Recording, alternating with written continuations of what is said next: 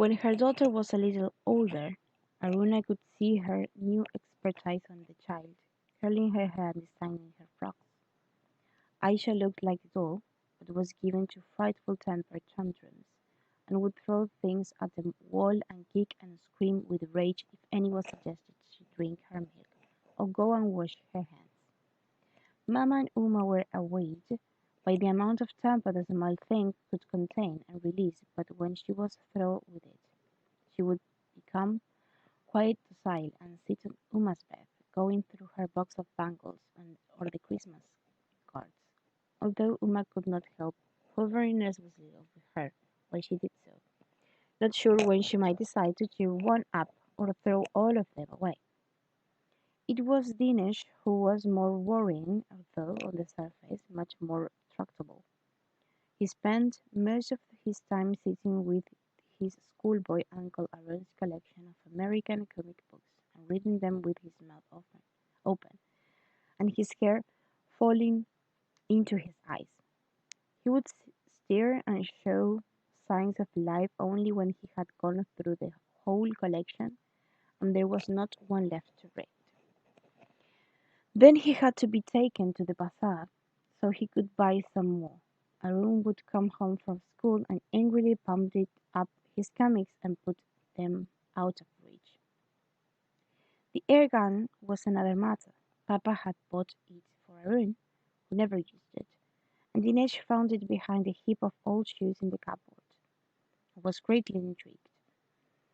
Arun flatly refused to show him how to use it, but one afternoon Uma was woken out of her sleep by some sharp crackling, splitting sound in the next room, and got up to see what it was.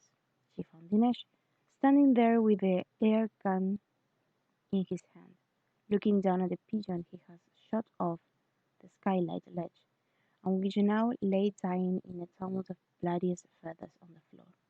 It was not wooden badly enough to die and made helpless efforts to bring its wing together and rise to its feet. The way the beak hung open to the icebox, however, did not seem hopeful sign, and it tottered around blindly. Uma cried to Dinesh, "Shoot it, quick! Kill it, please!" Dinesh was watching it with a curious expression on his flu, flushed face. He put out his tongue and licked his lip, then grinned at her, a little frighteningly. Uma continued to scream and hit, till at last he did what he was told. Then he joined, telling his furious mother and help-out grandfather that it was Uma who made him kill it. She told me to shoot it, he kept repeating with pleasure, seeing it made her face pale with anger each time.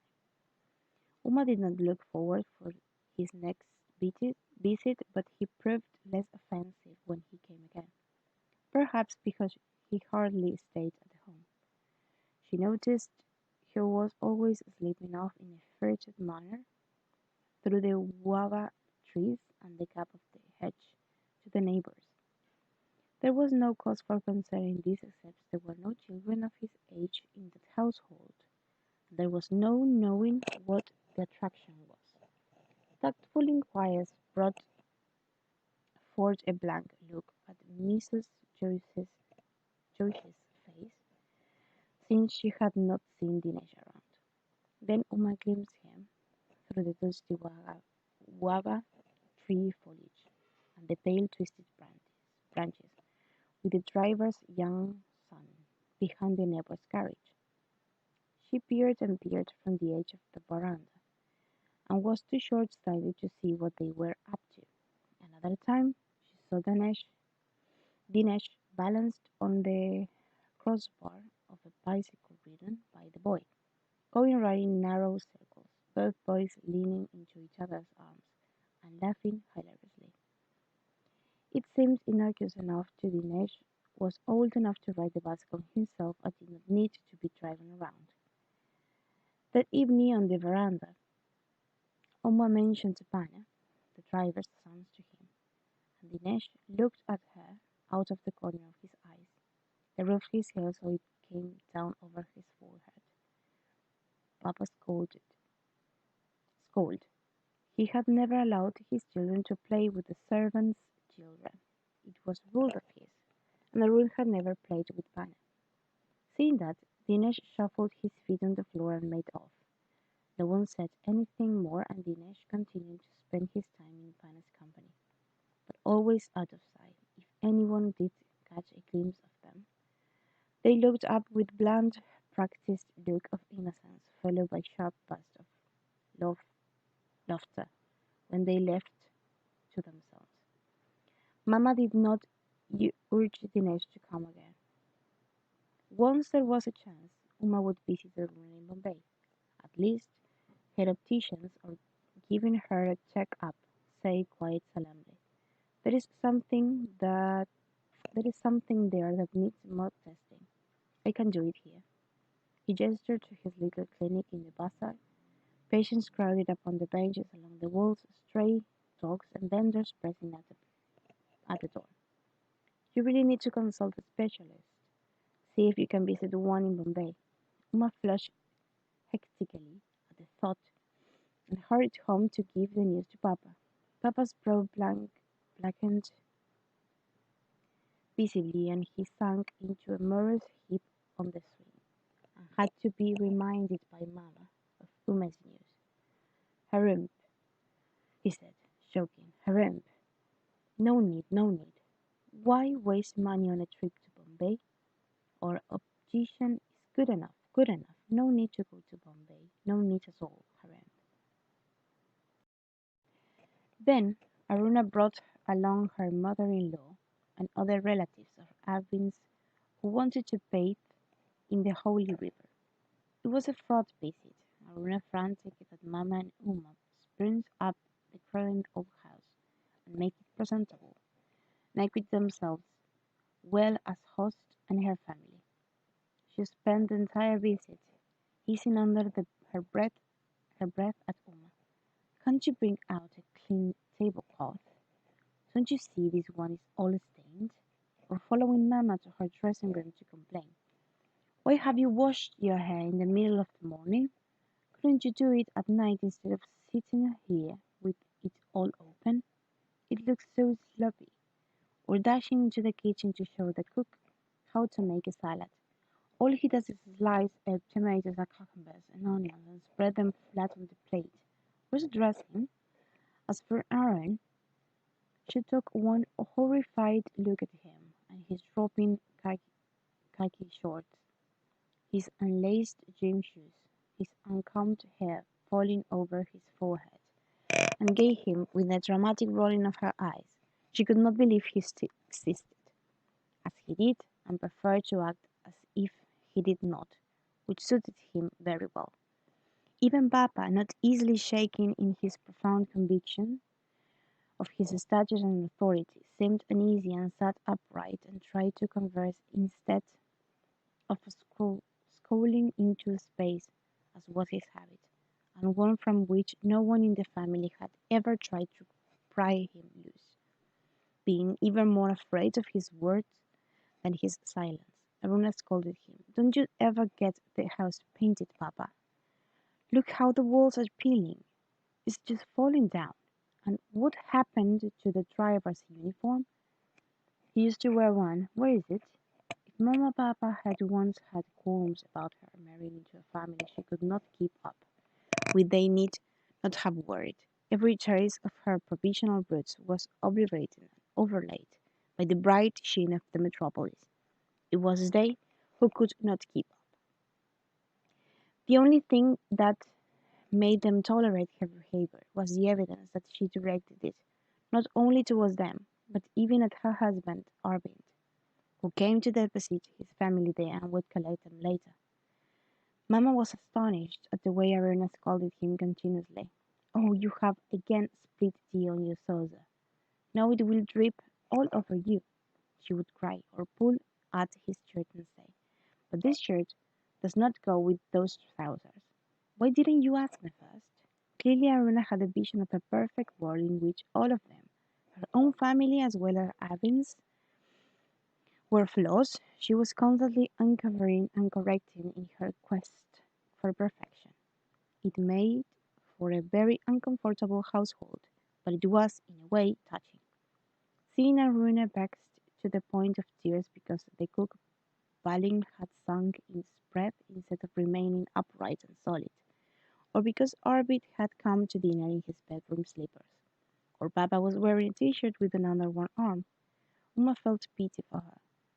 Was this the realm of, of ease and comfort for which Aruna had always pined, and that some might say she had attained? Certainly it brought her no pleasure; there was always a crease of discontent between her eyebrows, and an agitation that made her eyelids flutter, disturbing Uma, who noticed it. Once even Mamma asked if she had something in her eye to make her blink so, and when Aruna angrily denied this, Mamma told her about the obstetrician's suggestion that Uma have her eyes examined by a specialist in Bombay. A specialist in Bombay, Aruna gave a shriek. Do you know what that would cost? She seemed so horrified by the idea that Uma felt bound to reassure her and say she was sure Dr. Tanton was really quiet enough. Of course he is, Aruna exclaimed. All that Uma enjoyed of that visit was a trip on the river in the big flat-bottomed boat they hired to hold all the guests who had come to take their ritual bath. Uma was excited. Mamma had never permitted her family this dangerous ride. She saw no reason why one should place one's life in danger to prove one's religious belief, which could surely be taken for granted. The boatmen poled the boat slowly to where two rivers met, throwing up a sandbar where the water ran shallow in the very center of the great green depths. He steered the boat by plunging the pole deep into the ribbed sand and advised them to bathe at this point, cushioning them against stepping off the bar and against currents. Everyone was in a state of high excitement, all the women in light cotton saris worn especially for the occasion, now clambering over the side, screaming when the boat rocked, and clutching each other in pleasurable panic. Uma, thrilled by this license, simply sprang off the prow and plunged in without hesitation, as if this were what she had been preparing to do all her life. Immediately she disappeared into the water, having leaped not onto the sandbar where the others stood splashing, but into the deep, dark river itself. She went down like a stone while the women screamed, Uma, Uma, where is she? Someone caught at the end of her sari as it floated by, a scrap of white muslin. Then the arm at it enfolded, and the shoulder, and hauled her out onto the sandbar. She knelt there in the shallows, water pouring from her mouth and hair. She rose, gasping for breath, struggling, flailing her arm and choking like a big, wounded water bird. Aruna's voice called out in warning, Uma, don't you dare, Uma. And Uma shook herself and wrapped her arms about her and blinked the water out of her eyes, and stared back at her. No, she was not going to have a fit, she assured Aruna with pleading, pacifying look. This was not a fit, she promised. What it was that when she had plunged into the dark water and lay closed quickly and tightly of her, the flow of the river, the current, drew her along, clasping her and dragging her with it. It was not fear she felt, or danger, or rather these were only what edged something much darker, wilder, more thrilling, and kinds of exultation.